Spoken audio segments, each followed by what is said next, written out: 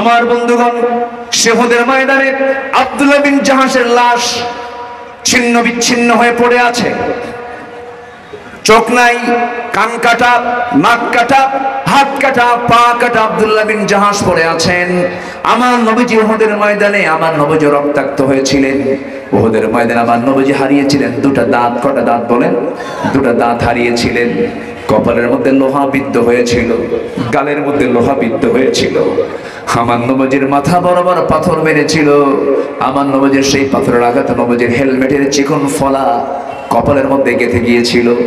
আরেকটা আঘাত এনেছিল গাল বরাবর, গালের মধ্যে শিরস্ত্রাণের চিকন লোহা ঢুকেছিল। আমার নবীজি মুখ থুবড়ে জমিনে পড়ে গেলেন, দাঁত ভেঙে গেল।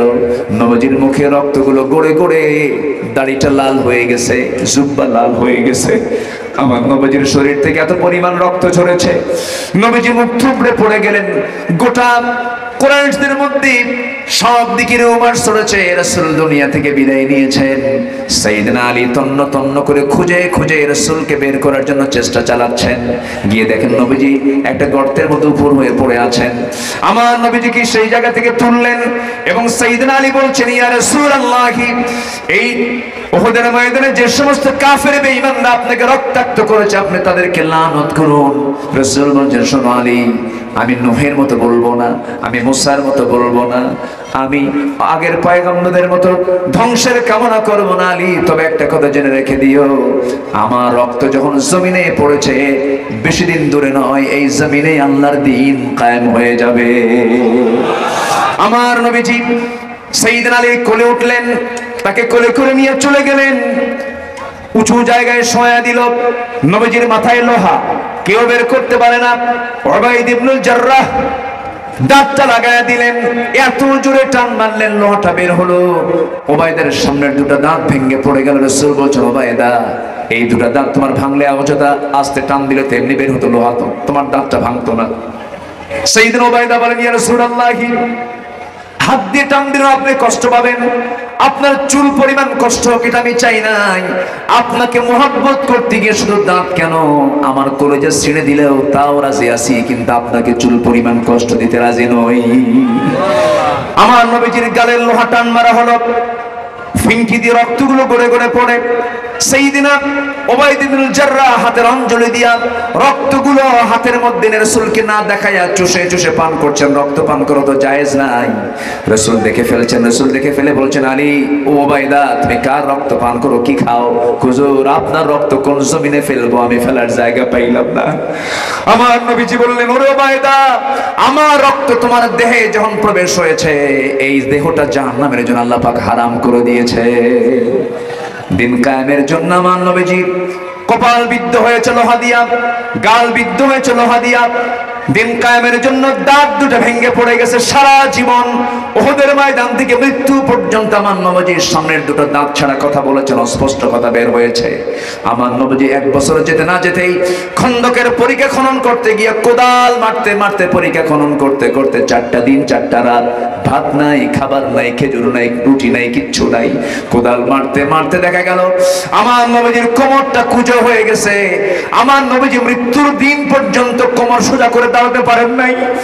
দিন কায়েমের জন্য যদি আমার নবীজির কোমর যেতে হয়, কোমর দিতে হয়, কোমর কুঁজা করতে হয়, দাঁত ভাঙতে হয়, রক্ত ঝরাতে হয়, দেশ পালাতে হয়, হিজরত করতে হয়, মার খেতে হয়, জেল খাটতে হয়, সেই দিন কায়েমের জন্য সবাই কি জিহাদ করতে রাজি আছেন?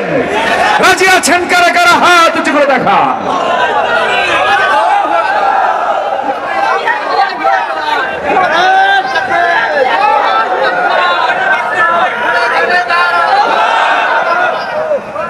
আল্লাহ কবুল করুন, জোরে বলি আমিন।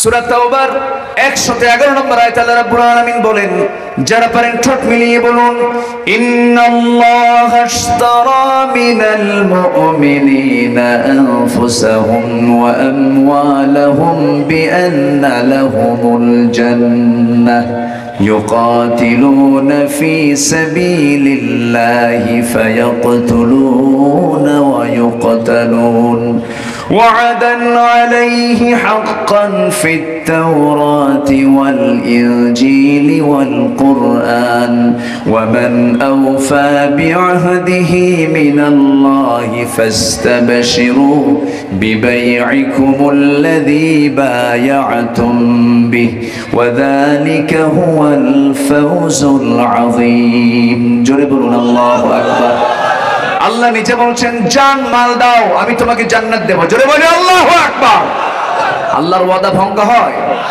আল্লাহর ওয়াদা ভঙ্গ হতে পারে সবচেয়ে সত্য কথা কে বলেন সবচেয়ে ওয়াদা রক্ষাকারী তিনি কে আল্লাহ তাআলা নাম্বার 3 হলো যে ব্যক্তি জিহাদ করবে আল্লাহর সাহায্য এবং মজবুত অবস্থানের সুসংবাদ আল্লাহ রাব্বুল আলামিন দিয়েছেন ইয়া আইয়ুহাল্লাযীনা আমানু ইন তানসুরুল্লাহা ইয়ানসুরকুম ওয়া ইউসাব্বিত আকদামাকুম ও বান্দারা তোমরা যদি আল্লাহকে সাহায্য করো আল্লাহ তোমাকে সাহায্য করবেন এবং তোমাদের কদমকে আল্লাহ রাব্বুল আলামিন মজবুত করে দিবেন জোরে বলেন সুবহানাল্লাহ আমরা কি আল্লাহর পথে আমরা সাহায্য করব না ইনশাআল্লাহ জোরে বলি ইনশাআল্লাহ নাম্বার 4 হলো জিহাদের মাধ্যমে কুফফার শক্তিকে পরাভূতকরণ ইসলামের সুরক্ষা আল্লাহ রাব্বুল আলামিন জমিনের দিন কায়েমের জন্য শর্তই জড়িয়ে দিয়েছেন দিন এমনি এমনি কায়েম হবে না এমনি এমনি যদি কায়েম হতো আমার নবীকে মক্কা ছেড়ে মদিনায় যাওয়া লাগতো না ইব্রাহিম আলাইহিস সালাতু ওয়াস সালামকে নিজ বাড়ি ছেড়ে তাকে আগুনে নিক্ষেপ করা হলো যে সে আগুনের মধ্যে 40টা দিন রাত তিনি কাটালেন সেখান থেকে আবার তিনি নাজাত পেলেন দেশ ছাড়লেন মুসা আলাইহিস সালাতু ওয়াস সালাম দেশ ছেড়েছেন ইব্রাহিম আলাইহিস সালাতু ওয়াস সালাম দেশ ছেড়েছেন আমার নবীও দেশ ছেড়েছেন গালি শুনেছেন হামলা খেয়েছেন মামলা খেয়েছেন হাজারো ঝড় ঝপটে এসেছে একমাত্র কারণ ওই সমস্ত আম্বিকেরামদের বক্তব্য একটাই ছিল এই জমিনে কারো শাসন চলবে না একমাত্র শাসন চলবে কার আসতে বলবেন না কার বাপ যায় একদিকে বেটা যায় আরেকদিকে ইব্রাহিম আলাইহিস সালাতু ওয়াস সালাম বলেন আব্বা এগুলো শিরকের কাজ এগুলো করা যাবে না এমন বাপ আল্লাহ তাআলা ইব্রাহিমকে দান করেছিলেন যার বাপ ছিল শুধু মূর্তি পূজক না মূর্তি বানাতো নিজের হাতে মূর্তি বানায়া সেই মূর্তি বিক্রি করতো এমন রব যে রব বেঁচে খায় যে রব কি খায় মানে রব কি করে খায় বেঁচে খায় মানে রবই বেঁচে শেষ রব বিক্রি করার জন্য মূর্তিগুলো বানাইছে নিজের হাতে বানায় নিয়ে ছেলেকে ডাক দিয়ে বলে বাজান রোদের মধ্যে শুকায় নিয়েছে এই মূর্তিগুলো তুমি ঝুড়ির মধ্যে তুলে তুমি বাজারে নিয়ে আসো ছেলের তো মেজাজ গেছে খারাপ হয়ে আব্বা তুমি আগে যাও দেখো আগে মূর্তির কি করি চলে গেছে বাপ এইদিকে সমস্ত মূর্তির সব মাথাগুলো ভেঙে ঝুড়ির মধ্যে রেখে দিয়ে এবার ঝুড়ি সহ চলে আসতেছে বাজারে বাবার সামনে যখন ঝুড়িটা রাখছে দেখে একটা মূর্তির মাথা নাই সব মূর্তির মাথা ভাঙ্গা বাপ আসর বলে সন্তান করে যার টুকরা রে সব মূর্তির মাথা ভেঙে গেছে কেমন করে নিয়ে আসছে মাথা ভাঙ্গা কেন কি হয়েছে বলো এবার সন্তান ইব্রাহিম বাপকে লক্ষ্য করে বলে আব্বা মূর্তিগুলো নিয়ে যখন মাথায় তুললাম সেই সময় দেখে ওদের মধ্যে গৃহযুদ্ধ শুরু কি শুরু এমন মারামারি শুরু করছে আর থামে না বললাম থাম থাম বারবার বলতে বলতে মাথা থেকে নিচে নামাতে সবগুলোর মাথা শেষ এখন বাপ মনে মনে কয়ে বাজান কোন মাইটটা দিলে আমি তো বুঝতে পারছি আমি যদি প্রশ্ন করি মূর্তি তো মারামারি করার যোগ্যতা নাই সেই সময় তুই বলবি যে মূর্তি তার নিজের রক্ষার জন্য এমন শক্তি রাখে না সেই মূর্তি আপনার রব হয় কেমনে কর্ম দিয়ে বুঝিয়ে দিয়েছেন বাবা সন্তান বাবাকে বুঝিয়ে দিয়েছেন ইব্রাহিম একজন মূর্তি পূজকের ছেলে হয়ে কি সুন্দর করে মূর্তির বিরুদ্ধে অবস্থান নিলেন আর আজকে আমরা ইব্রাহিমের সন্তান হয়ে দুর্গা পূজায় যাওয়া মুসলমান আছে না নাই এই ছেলে এই আব্বা বসেন কষ্ট হচ্ছে আপনাদের আমাদের কি দুর্গা পূজায় যাওয়ার দরকার আছে আস্তে যাওয়ার দরকার আছে ওরা কি আমাদের জুমার মসজিদে আসে নামাজ পড়তে তো ওরা তো জুমার মসজিদে নামাজ পড়তে আসে না তাদের ধর্মীয় কাজে আমাদের যাওয়ার দরকার হ্যাঁ আমরা মন্দির পাহারা দেব মন্দিরে নিয়ে ষড়যন্ত্র করেছে কয়েকদিন আগে ঠিক কিনা ওরা চেয়েছে সংখ্যালঘুদের প্রতি অত্যাচার হচ্ছে, এটাকে বিশ্ব প্রচার করা, আমরা এটাকে পাহারা দেব, ঠিক আছে। কিন্তু এর মানে কিছু যুবক আছে নারিকেল নাড়ু খেতে যায়, আছে না নাই? ও কি কয় খায়? বিসমিল্লাহ কয়, বিসমিল্লাহ। বাবাজি, এই যুবকরা এগুলো করবা না, যাবা না, যাওয়ার দরকার নেই, এটা শিরকের কাজ। আমরা শিরকের, ওদের কোনো ধর্মীয় কাজে আমরা যাব না। জোরে বলি ইনশাআল্লাহ, আর জোরে বলি ইনশাআল্লাহ। সম্মানিত ভাইয়েরা, অথচ তার সন্তান হয়ে আজকে আমরা কি, আজকে আমাদের সন্তানরা কি করছে, আমাদের সমাজের কিছু মানুষ তারা কি করছে। তবে হ্যাঁ, 6 আগস্টে জম্মের মতো সব ভেঙ্গে সোজা করছে, করে নাই? দেখেন নাই আপনারা? দেখেন নাই? একদম মূর্তির মাথার উপর একজন দাঁড়ায় আছে, হাতুড় একখান নিয়ে ভাঙতেছে। এই দৃশ্য গোটা পৃথিবীর মিডিয়াতে ফলো আপ হয়েছে। আন্তর্জাতিক সাংবাদিক সংস্থা ডক্টর ইউনুসকে প্রশ্ন করেছে যে এই যে মূর্তিগুলো ভাঙ্গা হচ্ছে, এই ব্যাপারে আপনাদের পদক্ষেপ কি, আপনাদের কমেন্ট কি, কারা ভাঙছে, কারা কি করছে? ডক্টর ইউনুস জবাবে বলে ফেলেছেন, এই মূর্তি ভাঙতেছে, এই মোড়ালগুলো ভাঙ্গা হচ্ছে, এই প্রশ্ন আমাকে করেন কেন? এই প্রশ্নের জবাব দিতে পারে তার কন্যা শেখ হাসিনা, এটার জন্য সে দায়ী। কথা ক্লিয়ার? কথা বোঝা যায়? কথা ক্লিয়ার? সম্মানিত ভাইয়েরা, আমরা সব ইব্রাহিমের সন্তান। আমরা কার সন্তান বলেন? ইব্রাহিমের সন্তান হয়ে কি আমার বাবার সুন্নত রক্ষা করার দরকার আছে না? আচ্ছা, ইব্রাহিম হয়ে যদি তার বাবা মুশরিকের বিরুদ্ধে অবস্থান নিতে পারেন, আমরা তার সন্তান হয়ে আমরা সেই ইব্রাহিমের কেন পক্ষ নেব না? আমরা কেন তার পক্ষে ভূমিকা পালন করব না? আল্লামা ইকবাল আফসোস করে কত আগে তিনি শিকওয়া জবাবে শিকওয়ার মধ্যে বলেছেন, উनको तहज़ीब ने हर बंद से आज़ाद किया, लाके काबे से सनम खाने में आबाद किया। নব্য যুগের সভ্যতা মোহে কেটে ফেললে সব বাঁধন, মসজিদ ছেড়ে মন্দিরে গিয়া বাসা বেঁধেছো হায় এখন। মসজিদ ভালো লাগে না, মন্দির ভালো লাগে, পর্দা ভালো লাগে না, স্টার জলসা ভালো লাগে, ঠিক কিনা? মসজিদ ভালো লাগে না, বাজার ভালো লাগে, এরপরে 5 ওয়াক্ত নামাজ ভালো লাগে না, তোমার কাছে দুর্গা পূজা ভালো লাগে না। না, মুসলমানদের চরিত্র এমন নয়। আজান যখন হয়ে যাবে সঙ্গে সঙ্গে মুসলমান যাবে কোথায়? আসতে বলবেন না, কোথায় চলে যাবে? মসজিদে চলে যাবে। আমার বন্ধুগণ, আল্লাহ রাব্বুল আলামিন 5 নাম্বার বলছেন, যারা জিহাদ করবে, মহান আল্লাহর সঙ্গে সবচেয়ে লাভজনক ব্যবসা এটা, এর চাইতে বড় লাভজনক বিজনেস এই পৃথিবীতে দ্বিতীয়টার নাই। জোরে বলেন সুবহানাল্লাহ। আল্লাহ তাআলা ব্যবসার শব্দে উল্লেখ করে বলেছেন, সূরা সাফের মধ্যে বলছেন, হাল আদুল্লুকুম আলা তিজারাতিন তুনজিকুম মিন আযাবিন আলীম তুমিনুনা বিল্লাহি ওয়া রাসূলিহি ওয়া তুজাহিদুনা ফি সাবিলিল্লাহি বিআমওয়ালিকুম ওয়া আনফুসিকুম যালিকুম খায়রুল লাকুম ইন কুনতুম তা'লামুন। জোরে বলি আল্লাহু আকবার। সবচেয়ে বড় লাভজনক ব্যবসা হলো চলে যাও জিহাদের ময়দানে, জিহাদ করে আল্লাহর জমিনে আল্লাহর দ্বীন কায়েমের সংগ্রামে ঝাঁপিয়ে পড়ো।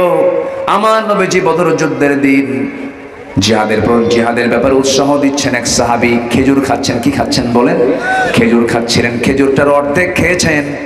রাসূল যখন বলছেন, এমন একটা জান্নাতের সংবাদ দিচ্ছে, এই জিহাদে গেলে পরে যে জান্নাতের দরজা হলো আসমান জমিন বরাবর প্রশস্ত। এই কথা বলা মাত্র ওই সাহাবী করলেন কি, অর্ধেক খেজুর খেলেন, আর অর্ধেক খেজুরটা ফেলে দিয়ে বলছেন, ইয়া রাসূলুল্লাহ, এই অর্ধেক খেজুর খেতে যে সময়টা লাগবে এটা আমার জন্য লস। আপনি যে সংবাদটা দিচ্ছেন, এই মুহূর্তে ঝাঁপিয়ে পড়লাম, জান্নাতে যেতে আর দেরি করতে চাই না। জোরে কোন সুবহানাল্লাহ। আমার বন্ধুগণ, কি তামান্না তাদের মধ্যে লালন হয়েছে, কি স্পিরিট তাদের মধ্যে কাজ করেছে। একজন সাহাবী যুদ্ধে যাওয়ার আগে আল্লাহর কাছে প্রার্থনা করতেছেন, আব্দুল্লাহ বিন জাহাশ তার নাম। সেই সাহাবীর নাম কি? আব্দুল্লাহ বিন জাহাশ রাদিয়াল্লাহু তাআলা। তিনি দোয়া করছেন, আল্লাহ, আমি যে জিহাদের ময়দানে যেতেছি, ইসলাম বিজয়ী করার জন্য, দিনকে বিজয়ী করার জন্য। শত্রুদের মোকাবেলায় আমি দাঁড়িয়ে যাব। তোমার কাছে আমি এক নম্বর কামনা করব, আমি যেন আমার হাতটা শক্ত রাখতে পারি, আমি যেন বাতিলদের মোকাবেলা করতে পারি। এক পর্যায়ে তারা যেন আমাকে ধরাশয়ী করে ফেলে, তারা যেন আমাকে শহীদ করে ফেলে, তারা যেন আমার নাক কেটে নেয়, আমার কান কেটে নেয়, আমার চোখ তুলে নেয়, আমার পা কেটে নেয়, আমাকে যেন অঙ্গহানি করে ফেলে। ও আল্লাহ, এই অঙ্গহানি দেহ নিয়ে যখন হাসরের ময়দানে তোমার সামনে আমি যখন দাঁড়িয়ে যাব, সেই সময় তুমি আল্লাহ আমাকে বলবে, আব্দুল্লাহ বিন জাহাস, ফিমা যদি আনফুক ওয়াউযুনুক, তোর নাক কেন কাটা, কান কেন কাটা, হাত কেন কাটা, পা কেন কাটা? সেই সময় বলবো, আল্লাহ তোমার জমিনে তোমার দিন কায়েমের জন্য জান দিয়ে, মাল দিয়ে যুদ্ধে এসেছি, যুদ্ধ করতে গিয়ে শহীদ হয়েছি, এই জন্য আমার হাত কাটা, আমার পা কাটা, আমার চোখ তোলা, আমার নাক কাটা, শুধুমাত্র তোমার জন্য, তোমার সন্তুষ্টির জন্য। আল্লাহ সেই সময় তুমি বলবে, আজকে তোর কোনো হিসাব নিলাম না, বিনা হিসাবে তোকে আমি আল্লাহ জান্নাত দিয়ে দিলাম। জোরে বলি সুবহানাল্লাহ, আরো জোরে বলি সুবহানাল্লাহ। আমার বন্ধুগণ, উহুদের ময়দানে আব্দুল্লাহ বিন জাহাসের লাশ ছিন্ন বিচ্ছিন্ন হয়ে পড়ে আছে। চোখ নাই, কান কাটা, নাক কাটা, হাত কাটা, পা কাটা আব্দুল্লাহ বিন জাহাস পড়ে আছেন। আমার নবীজি উহুদের ময়দানে, আমার নবীজি রক্তাক্ত হয়েছিলেন। উহুদের ময়দানে আমার নবীজি হারিয়েছিলেন দুটা দাঁত। কটা দাঁত বলেন? দুটা দাঁত হারিয়েছিলেন। কপালের মধ্যে লোহা বিদ্ধ হয়েছিল, গালের মধ্যে লোহা বিদ্ধ হয়েছিল। আমার নবীজির মাথা বরাবর পাথর মেরেছিল। আমার নবীজির সেই পাথরের আঘাতে নবীজির হেলমেটের চিকন ফলা কপালের মধ্যে গেঁথে গিয়েছিল। আরেকটা আঘাত এনেছিল গাল বরাবর, গালের মধ্যে শিরস্ত্রাণের চিকন লোহা ঢুকেছিল। আমার নবীজি মুখ থুবড়ে জমিনে পড়ে গেলেন, দাঁত ভেঙে গেল। নবীজির মুখে রক্তগুলো গড়ে গড়ে দাড়িটা লাল হয়ে গেছে, জুব্বা লাল হয়ে গেছে। আমার নবীজির শরীর থেকে এত পরিমাণ রক্ত ঝরেছে, নবীজি মুখ থুবড়ে পড়ে গেলেন। গোটা কুরাইশদের মধ্যে সব দিকে রুমার ছড়েছে, রাসূল দুনিয়া থেকে বিদায় নিয়েছেন। সাইয়েদনা আলী তন্ন তন্ন করে খুঁজে খুঁজে রাসূলকে বের করার জন্য চেষ্টা চালাচ্ছেন। গিয়ে দেখেন নবীজি একটা গর্তের মধ্যে উপর হয়ে পড়ে আছেন। আমার নবীজিকে সেই জায়গা থেকে তুললেন এবং সাইয়েদনা আলী বলছেন, ইয়া রাসূলুল্লাহ, এই উহুদের ময়দানে যে সমস্ত কাফের বেঈমানরা আপনাকে রক্তাক্ত করেছে, আপনি তাদেরকে লানত করুন। রাসূল বলছেন, শোনো আলী, আমি নূহের মতো বলবো না, আমি মুসার মতো বলবো না, আমি আগের পয়গম্বরদের মতো ধ্বংসের কামনা করবো না আলী। তবে একটা কথা জেনে রেখে দিও, আমার রক্ত যখন জমিনে পড়েছে, বেশি দিন দূরে নয়, এই জমিনে আল্লাহর দ্বীন কায়েম হয়ে যাবে। আমার নবীজি সাইয়েদনা আলী কোলে উঠলেন, তাকে কোলে করে নিয়ে চলে গেলেন। উঁচু জায়গায় শোয়া দিল। নবীজির মাথায় লোহা, কেউ বের করতে পারে না। উবাইদ ইবনুল জাররাহ দাঁতটা লাগায়া দিলেন, এত জোরে টান মারলেন, লোহাটা বের হলো। উবাইদের সামনের দুটো দাঁত ভেঙে পড়ে গেল। রাসূল বলছেন, উবাইদা, এই দুটো দাঁত তোমার ভাঙলে অযথা আস্তে টান দিলে তেমনি বের হতো লোহা, তো তোমার দাঁতটা ভাঙতো না। সাইয়েদনা উবাইদা বলেন, ইয়া রাসূলুল্লাহ, হাত দিয়ে টান দিলে আপনি কষ্ট পাবেন, আপনার চুল পরিমাণ কষ্ট হোক এটা আমি চাই নাই। আপনাকে মোহাব্বত করতে গিয়ে শুধু দাঁত কেন, আমার কলেজে ছিঁড়ে দিলেও তাও রাজি আছি, কিন্তু আপনাকে চুল পরিমাণ কষ্ট দিতে রাজি নই। আমার নবীজির গালের লোহা টান মারা হলো, ফিনকি দিয়ে রক্তগুলো গড়ে গড়ে পড়ে। সাইয়েদনা উবাইদ ইবনুল জাররাহ হাতের অঞ্জলি দিয়া রক্তগুলো হাতের মধ্যে রাসূলকে না দেখায়া চুষে চুষে পান করছেন। রক্ত পান করা তো জায়েজ নাই। রাসূল দেখে ফেলছেন। রাসূল দেখে ফেলে বলছেন, আলী, ও উবাইদা, তুমি কার রক্ত পান করো, কি খাও? হুজুর, আপনার রক্ত কোন জমিনে ফেলবো, আমি ফেলার জায়গা পাইলাম না। আমার নবীজি বললেন, ওরে উবাইদা, আমার রক্ত তোমার দেহে যখন প্রবেশ হয়েছে, এই দেহটা জাহান্নামের জন্য আল্লাহ পাক হারাম করে দিয়েছে। দিন কায়েমের জন্য আমার নবীজি কপাল বিদ্ধ হয়েছে লোহা দিয়া, গাল বিদ্ধ হয়েছে লোহা দিয়া। দিন কায়েমের জন্য দাঁত দুটো ভেঙে পড়ে গেছে। সারা জীবন উহুদের ময়দান থেকে মৃত্যু পর্যন্ত আমার নবীজির সামনের দুটো দাঁত ছাড়া কথা বলেছেন, অস্পষ্ট কথা বের হয়েছে। আমার নবীজি 1 বছর যেতে না যেতেই খন্দকের পরিখা খনন করতে গিয়ে কোদাল মারতে মারতে, পরিখা খনন করতে করতে 4টা দিন 4টা রাত, ভাত নাই, খাবার নাই, খেজুর নাই, রুটি নাই, কিচ্ছু নাই। কোদাল মারতে মারতে দেখা গেল আমার নবীজির কোমরটা কুঁজো হয়ে গেছে। আমার নবীজি মৃত্যুর দিন পর্যন্ত কোমর সোজা করে দাঁড়াতে পারেন নাই। দিন কায়েমের জন্য যদি আমার নবীজির কোমর যেতে হয়, কোমর দিতে হয়, কোমর পূজা করতে হয়, দাঁত ভাঙতে হয়, রক্ত চড়াতে হয়, দেশ পালাতে হয়, হিজরত করতে হয়, মার খেতে হয়, জেল খাটতে হয়, সেই দিন কায়েমের জন্য সবাই কি জিহাদ করতে রাজি আছেন? রাজি আছেন কারা কারা? হাত উঁচু করে দেখা।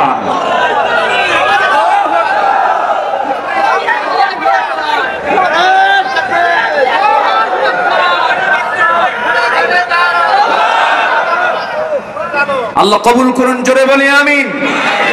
নাম্বার 6, শাহাদাতের পথে কোনো কাজ আল্লাহ পাক বিনষ্ট নষ্ট করেন না। আল্লাহু আকবার বলেন। ওয়াল্লাযীনা কুতিলু ফি সাবিলিল্লাহ ফালান ইউযিল্লা আমালাহুম। আল্লাহ ওয়াদা করছেন যারা আল্লাহর পথে জিহাদ করবে আমি আর তাদের কোনো আমল নষ্ট হতে দেব না। আল্লাহু আকবার বলেন। সব আমলকে কার্যকর করে দিবেন তিনি কে? আল্লাহ তাআলা। খালি নামাজের পরে আল আযকারু বা'দা সালাহ এত সুবহানাল্লাহ পড়লে বলে এত লাখ সওয়াব, এত সওয়াব আমি অমান্য করছি না। কিন্তু তোমার মধ্যে যদি জিহাদের লালন না থাকে, জিহাদের চেতনা না থাকে, তোমার মরণ হবে মুনাফিকের মরণ। নাম্বার 7 সর্বশেষ, সেটা হচ্ছে আল্লাহর ভালোবাসা পেতে হলে একমাত্র মাধ্যম হলো ইকাতিলুনা ফি সাবিলিহি সাফফান কান্নাহুম বুনিয়ানুম মারসুস। ইন্নাল্লাহা ইউহিব্বুন। আল্লাহ তাআলা তাকে ভালোবাসবেন যারা আল্লাহর রাস্তায় জিহাদ করবে, সেটা আল্লাহর প্রাচীরের মতো। কার কথা? আসতে বলবেন না, কার কথা? এই ওঠে কে ধরেন তো, এই বসেন বসেন। কি হয়েছে আপনাদের? রাগ করতেছেন নাকি আপনারা? আলোচনা চলুক, হুজুর মরুক, আমিও শেষ করব, আমিও যাব, আমি তো ঢাকা যাব, আপনি তো এত দূর যাবেন না, আমার পেরেশানি আছে, আমিও যাব। নামাজও হয়নি, প্রয়োজন আজকে নামাজ বাদ। নামাজ কি বাদ? আমি কি নামাজ বাদের হুজুর? নামাজ পড়া লাগে না এমন পাগলা পীর আছে না নাই? পাগলা তো নামাজই নেই, ঠিক আছে না? এই নামটা যে দিল কে এই জায়গায়, এই নামের চেঞ্জ হওয়া দরকার। ভালো পীর। আমি যে পীরগঞ্জ আছে না একটা, হ্যাঁ পীরগঞ্জ আছে না? পীরগঞ্জ তো আছে, এই তো সুন্দর। পীরগঞ্জের ছেলে হলো আবু সাইদ। বাড়িতে গিয়েছিলাম, দেখা করে আসছে ওর আব্বা আম্মার সাথে। খুব ভালো ছিল, অনুসন্ধিৎস ছিল, সে সত্যের অনুসন্ধান করে চলতো। ভালো। আল্লাহ তুমি তার শাহাদাতকে কবুল করো। আবার কি ফতুয়া মারে জানেন? সে কি শহীদ হয়েছে দেখেন, হুজুর কিছু আছে বদমাইশ আছে না নাই? আছে না নাই? একটা মুসলমান যদি ঈমান রেখে থাকে, ইমানদারের ঈমান যদি থাকে, সে যদি আগুনে পড়ে মারা যায় শহীদ, পানিতে ডুবে মারা যায় শহীদ, রোড অ্যাক্সিডেন্টে মারা যায় শহীদ। আর সেই আল্লাহর ইমানদার বান্দা যদি জালিমকে পরাজিত করার জন্য, জুলুম থেকে দেশকে সমাজকে রক্ষা করার জন্য যদি ঝাঁপিয়ে পড়ে জীবন দেওয়ার জন্য, সেও শহীদ। কথা ক্লিয়ার? আচ্ছা, ফতুয়া শুধু আমার দেশে আছে, কিছু কিছু ফতুয়াবাজ আছে না নাই বলেন তো? আছে। ওরা খালি কয় এটা হারাম, এটা হারাম, এটা হারাম। ওদের কিতাবের নামই আছে একটা, কিতাবুল হারাম। ওদের মধ্যে হালাল কিছু নাই। আল্লাহ তুমি সবাইকে বোঝার তৌফিক দাও। 5 ওয়াক্ত নামাজ পড়বেন কারা কারা একটু হাত উঁচু করে দেখান। 5 ওয়াক্ত নামাজ পড়বেন কারা কারা একটু হাত উঁচু করে দেখান। এই হাতের দৃশ্য আল্লাহ কবুল করুক, এই হাতের দৃশ্য ফেরেশতারা কবুল করুন। বলি ইয়া আল্লাহ, আরো জোরে ইয়া আল্লাহ। আমাদেরকে 5 ওয়াক্ত সালাত আদায় করার তৌফিক তুমি আল্লাহ দিয়ে দাও। জোরে বলি আমিন, জোরে বলি ইয়া আল্লাহ। তোমার দেওয়া এই 5 আঙ্গুলের হাত দিয়া তোমার ঘরে কিছু দান করার তৌফিক তুমি আল্লাহ দিয়ে দাও। হাত নামান। আল্লাহর ঘরের জন্য একটু চাইলাম, এই ব্যাগ নিয়ে নামেন, যে যা পারি আমরা সবাই দেব। যদি টাকা না থাকে বিড়ি দিবেন, বিড়ি থাকলে বিড়িও দিবেন, মানে দেওয়ার আধিক্য বুঝাচ্ছি। সবাই দেব আমরা, কেউ উঠবেন না, নড়াচড়া করবেন না। এখানে নড়াচড়া করলে শৃঙ্খলা রক্ষা হবে না, ভঙ্গ হবে। আর শৃঙ্খলা ভঙ্গের মামলা যদি ফেরেশতা দেয়, জামিন না গ্রেফতার? জামিন হবে। হ্যাঁ, এই জন্য আমরা সবাই বসে একসঙ্গে দোয়া করবো, জিকির করে সুবহানাল্লাহ।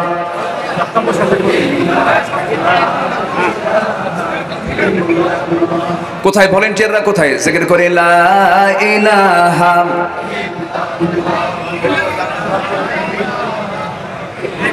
আরো জোরে লা ইলাহা ঠিক আছে, সুবহানাল্লাহ আলহামদুলিল্লাহ লা ইলাহা, আরো জোরে লা ইলাহা, সুবহানাল্লাহ আলহামদুলিল্লাহ লা ইলাহা।